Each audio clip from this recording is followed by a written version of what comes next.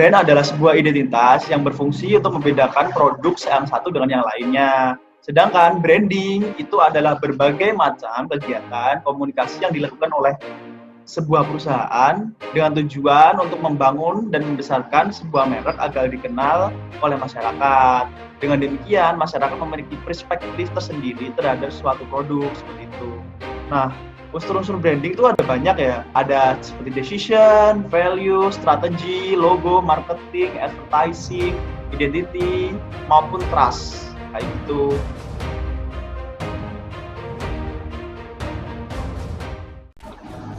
Assalamualaikum warahmatullahi wabarakatuh. Halo Young Entrepreneur, balik lagi nih di Caper Cakap Entrepreneur. Nah, pada sore hari ini saya Faus Pemuda di Widyadana diamanai sebagai presenter pada Caper sore hari ini. Nah, Caper kali ini mau membahas tentang branding nih. Tentunya dalam setiap perusahaan itu memiliki strategi masing-masing dalam membranding produk mereka. Nah, oleh karena itu, untuk mengupas lebih dalam tentang branding, kita akan terhubung nih dengan narasumber kita, Mas Zahabi Razan, yaitu founder, owner, dan CEO dari Kilap Premium, sebuah perusahaan perawatan kendaraan yang saat ini terus berkembang dan memiliki beberapa produk unggulan serta terdistribusi di berbagai wilayah di Indonesia. Mas Zahabi ini saat ini merupakan staf ahli dari mahasiswa wirausaha Universitas Brawijaya. Baik nih, kita udah terhubung dengan Kak Habi. Oke, halo Kak. Nama saya Dan, biasa dipanggil Habi. Saat ini saya menjabat sebagai CEO dan founder dari Prasan Auto Group, perusahaan Prasan Auto Group, dan saat ini menaungi produk Kilap Premium. Saat ini saya berusia 19 tahun dan merupakan salah satu mahasiswa UB angkatan 2017. Kebetulan sekarang temanya branding ya Mas ya? Iya, branding Mas. Sebelumnya saya mau disclaimer aja sih. Saya bukan seorang pakar branding atau orang yang paham banget mengenai branding. Saya di sini hanya cerita pengalaman saja dan apa yang saya ketahui. Nanti pokoknya kalau ada yang salah, nanti Masnya bisa koreksi atau siapapun bisa koreksi ya. Siap Mas. Jadi pertanyaan pertama itu, menurut Anda seberapa penting branding itu bagi perkembangan usaha seseorang kayak gitu? Tadi seberapa penting bagi perusahaan ya branding ya? Oke, menurut saya branding ini sangat penting dan penting banget karena branding ini adalah sebuah identitas, sama kayak halnya Masnya dan Mbaknya yang membedakan mungkin nama, wajah, dan lain-lain itu juga merupakan sebuah identitas. Nah, sama halnya dengan sebuah usaha, kalau menurut saya, branding ini adalah semacam identitas produknya, kemudian pembedanya, dan lain sebagainya yang sekiranya sudah menancap di pihak customer-nya. Nah, karena branding ini sendiri, menurut saya, adalah hal yang sudah tertancap di pikiran ya Mas ya. Misalkan kalau Masnya mikir mau makan apa hari ini paling enak di mana ya, Masnya pasti udah kepikiran. Pakai perawatan motor, mungkin kalau di perusahaan saya Masnya udah pasti kepikiran ini gitu ya. Kalau menurut saya lagi, apalagi nih Mas, kalau di sana penting sih, penting banget. Mungkin itu ya pertanyaan pertama ya. Terus lanjut ke pertanyaan kedua nih. Mengingat banyak sekali jenis branding, sejauh ini bagaimana branding yang paling worth it bagi usaha Masnya itu? Gimana? Kalau saya sendiri, branding kan banyak jenisnya ya Mas ya. Dan nggak bisa dikatakan mana yang lebih bagus karena sesuai peruntukannya masing-masing. Ya, sesuai prospeknya. Nah, ya kan. Kalau saya sendiri, saya lebih menerapkan ke produk branding itu sendiri. Jenis branding yang saya lakukan kalau dari sumbernya ini, saya melakukan yang namanya produk branding sama personal branding. Jadi yang ini di mana dari aspek produknya tersebut dapat menjadi pilihan oleh masyarakat. Kemudian dari personal branding itu salah satunya juga dari saya sendiri, di mana saya ngemasnya, saya ini sebagai anak motor yang suka ngilapin motor, dan pada akhirnya saya mempromosikan Kilap Premium dan dikenal sebagai Bapak Kilap lah istilahnya. Beberapa gitu Bapak Kilap ya? bergerak di bidang motor juga, yang memang hobi-hobi motor kan banyak tuh artis-artis motor yang demen banget dia upload motornya di Instagram dan lumayan banyak followersnya. Nah, saya manfaatin mereka juga untuk nge-branding mereka kalau dia itu pakai kilap premium. Lanjut nih Mas, pertanyaan selanjutnya ya. Gimana caranya agar branding yang dilakukan itu menarik perhatian bahkan minat dari konsumen seperti itu? Gimana ya caranya? Kalau untuk menarik orang supaya dia masuk ke akun kita, jelas kita harus menawarkan solusi apa yang kita punya untuk permasalahannya mereka. Misalkan kan kalau orang pengen menghidapkan kembali smartphone yang sudah kusam misalkan, atau pengen membuat kilap bodinya yang sudah lama kusam. Nah seperti itu kita bikin aja kontennya setiap hari, apalagi dari testing yang sudah ada, kita kemas sedemikian rupa, kemudian dibikin konten dan dilakukan upload terus menerus Mas, dan nggak lupa juga dibuat promosi. Nah dengan adanya hal yang menarik seperti itu, dan biasanya customer tuh langsung klik, wah ini aku banget nih, biasanya aku lagi butuh ini, terus akhirnya kepo, oh ternyata ini brand untuk perawatan kendaraan. Biasanya kalau sampai butuh banget ya udah sampai dengan progres pembelian. Dan satu lagi Mas, antara untuk mendapatkan perhatian dari foto atau video, lebih bagus menurut saya video, kalau bisa dibanyakin. Soalnya dari video ini dia life cycle-nya itu lebih panjang daripada foto. Soalnya kalau foto biasanya kita cuma sekilas seperti itu kan aja di scroll, ya udah beres. Cuman kalau video itu lumayan lama life cycle-nya, bisa sampai seminggu, 2 minggu. Makanya kalau untuk mendapatkan engagement secara organik sih, kasih konten-konten yang menarik dan relevan, itu kuncinya sih Mas, jangan menyimpang jauh. Nah untuk pertanyaan selanjutnya nih, kan gimana sih caranya memunculkan keunikan dalam brand gitu? Keunikan kayak cara ciri khas suatu produk brandnya Masnya itu. Oke. Kalau saya simple sih Mas, saya cuma memanfaatkan kritik dan saran. Dan saya juga nggak pernah yang namanya kayak nyari-nyari keunikan. Jujur aja saya nggak pernah nyari keunikan. Saya langsung eksekusi yang ada di pikiran saya, karena memang saya juga target marketnya gitu loh. Nah selama ini yang saya manfaatkan itu lebih kepada kritik saran. Jadi setiap orang yang biasanya kan yang mention di IG banyak kan ya di story, kemudian yang konfirmasi di Tokopedia, Shopee dan lain-lain, maupun reseller di WA juga, itu biasanya saya tanyain kenapa kok pilih kilap premium, terus kritiknya apa Mas, terus sarannya bagaimana. Nah dari bahan-bahan itu biasanya saya kumpulin buat evaluasi ke depannya. Dan lagi saya biasanya baca-baca peluang dari kompetitor. Di kompetitor belum ada apa nih, terus saya baca ke depannya, kalau saya mau bikin ini kira-kira bakalan ada pasarnya nggak ya, kira-kira bakalan booming nggak ya, mungkin kayak gitu Mas. Dan itu masih ngira-ngira sebenarnya sih Mas, kecuali kalau data-data customer kayak kenapa dia pilih premium dan saran, ada datanya, itu juga bisa dijadikan bahan pengolahan untuk masalah keunikan kalau menurut saya. Terus pertanyaan selanjutnya nih, menurut Masnya nih branding tuh paling enak tuh online apa offline?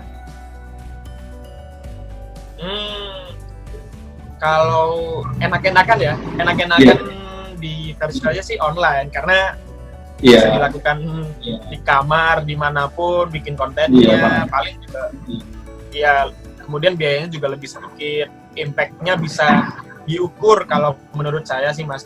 Kalau misalkan nih di Instagram Ads, kita kan bisa ngukur berapa audiens yang kira-kira akan digapai, kemudian biayanya berapa, terus dari promosi tersebut menghasilkan klik berapa, menghasilkan konversi pembelian berapa, menghasilkan kunjungan profil berapa, gitu sudah tersedia. Kalau enak-enakan sih enakan di online menurut saya. Tapi offline juga perlu dilakukan. Misalkan kalau ada event pameran motor, event-event sunmoring, itu kadang juga dilakukan, kita bagi-bagi stiker, bagi-bagi door prize. Nah itu juga bisa dilakukan. Karena masa yang terkumpul misalnya ketika sunmori ya, perkumpulan motor-motor pas pagi-pagi gitu, memang target pasarnya banget gitu Mas.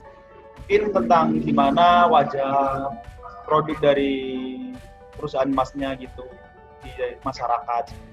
Terus cara branding yang tepat ke masyarakat menurut Masnya itu gimana? Oke.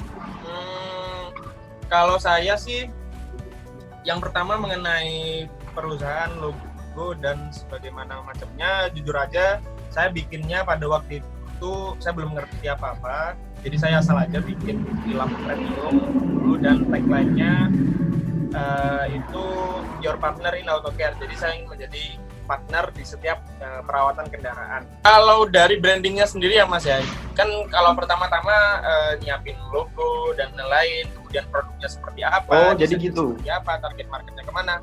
Tapi jujur aja, saya dulu memulai saya nggak tahu apa-apa tentang bisnis. Saya hanya jualan, ya langsung jualan, saya langsung ke sosial media dan lain sebagainya. Dan itu berjalan sendiri sebagai mana mestinya gitu Mas. Nah sepanjang waktu, seiring waktu itu ketemu sendiri. Jadi target pasar saya kemana, jadi produk saya itu bagusnya dijual di apa aja. Kemudian channel pemasarannya tuh gimana, kemudian dan lainnya mengikuti. Kita minta aja kritik saran dari konsumen, kemudian apa yang kurang, kemudian kita analisis lagi. Itu ketemu Mas. Dan ada satu lagi mengenai branding ya Mas. Dulu tagline saya adalah Your Partner in Auto Care, tapi seiring waktu saya ubah Mas sekarang. Semenjak tahun 2018, tagline-nya saya ubah menjadi perawatannya anak motor. Lebih spesifik lagi ke niche market. Jadi ceruk pasarnya saya sempitin lagi. Kenapa? Karena sebagian besar konsumen saya, sekitar 95% itu adalah anak motor Mas sebutannya lah ya. Pertanyaan selanjutnya nih Mas, berapa lama sih waktu yang Mas butuhkan untuk membuat identitas Kilap Premium ini?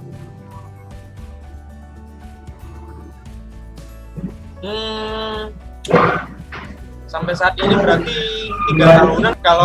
Kalau logo sama tagline cuman seminggu. Tapi kalau proses pembuatan branding dan lain sebagainya sih ya bertahun-tahun, sampai sekarang pun masih berjalan kayak gitu. Iya, masih berkembang terus ya. Soalnya lama.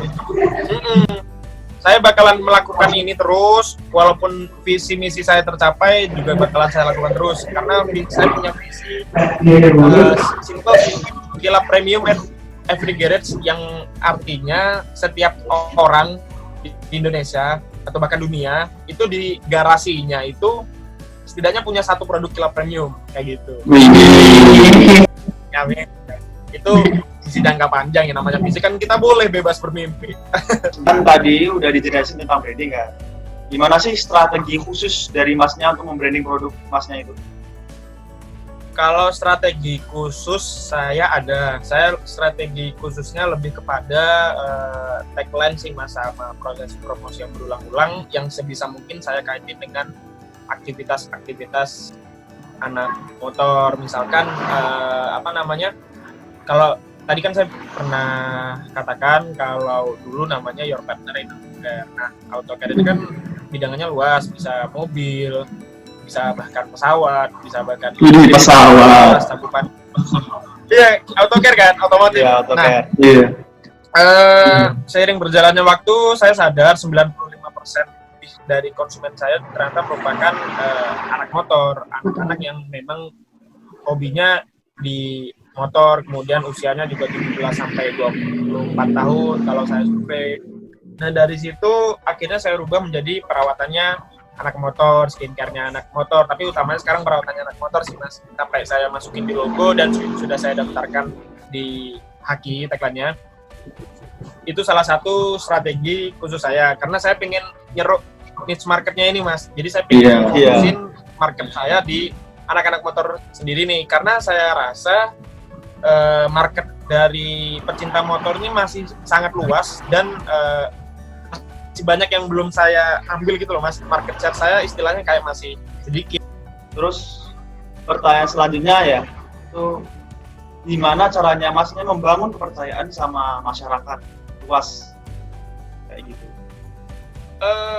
Intinya ini Mas, kepercayaan itu dapat buyar ketika dikecewakan. Makanya gitu Mas. Pokoknya sebisa mungkin konten-konten yang kita berikan, produk yang kita desain, kan di situ biasanya ada kata-kata ya, bisa mengkilapkan sampai berapa hari, terus bisa ini, bisa ini, bisa ini, bisa itu. Sebisa mungkin, bukan sebisa mungkin, harus pesan yang Harus. disampaikan pada produk itu ataupun konten itu tuh jujur, jadi sesuai. Jangan sampai ketika pelanggan itu menerima produknya ternyata nggak Iya. sesuai, itu malah akan menimbulkan cekcok gitu loh Mas ya. Iya kalau dia cuman kecewa pada dirinya sendiri. Kalau dia cerita ke orang lain juga gimana? Kalau Nah, dia itu kan jadi kayak jeleknya gimana? ada Nah, rantai kekecewaan jadinya. nah akibatnya brandnya menjadi nggak kredibel lagi Mas. Karena pokoknya apa adanya aja wes. Ya. Kalau memang nggak bisa ini ya udah nggak bisa ini. Kalau Iya, emang seperti itu. bisa ini ya udah.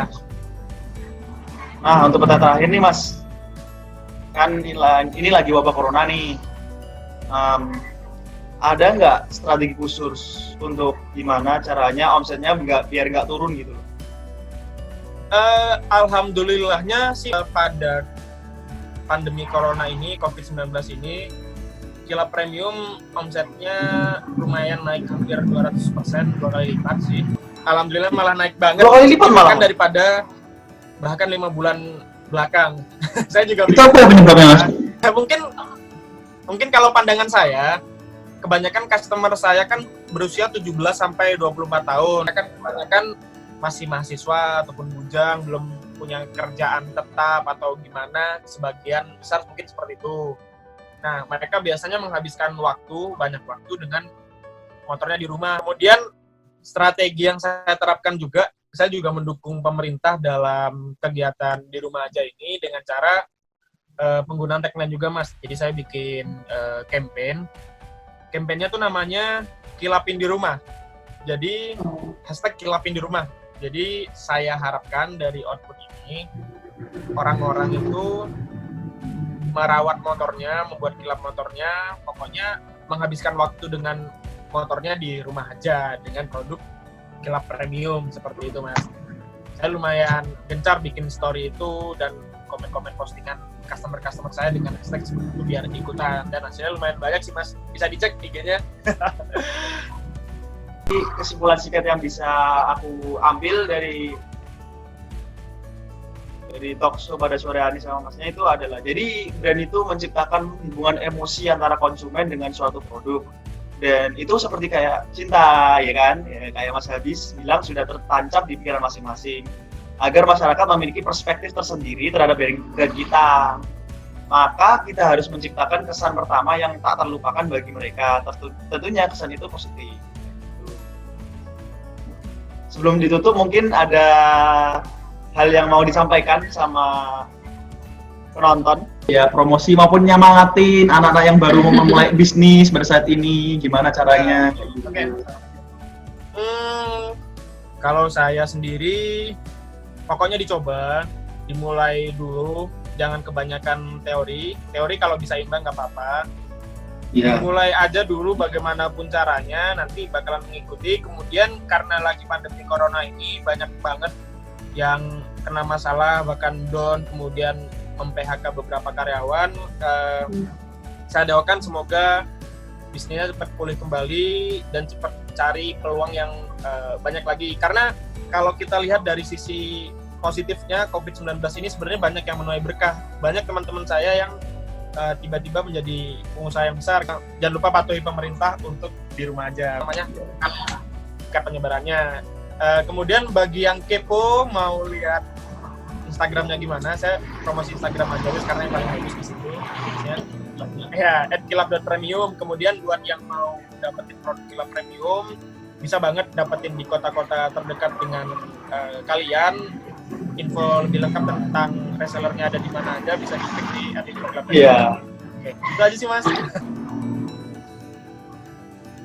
Oh iya kayak gitu. Ya, terima kasih Mas atas waktunya pada sore hari ini. Kurang lebih saya mohon maaf. Terima kasih Mas ya. Nah, selain itu aku mau ngasih himbauan nih buat para penonton buat tetap di rumah aja, soalnya untuk mengurangi penyebaran virus corona, dan semoga kita diberi kesehatan dimanapun kita berada. Terima kasih, bye.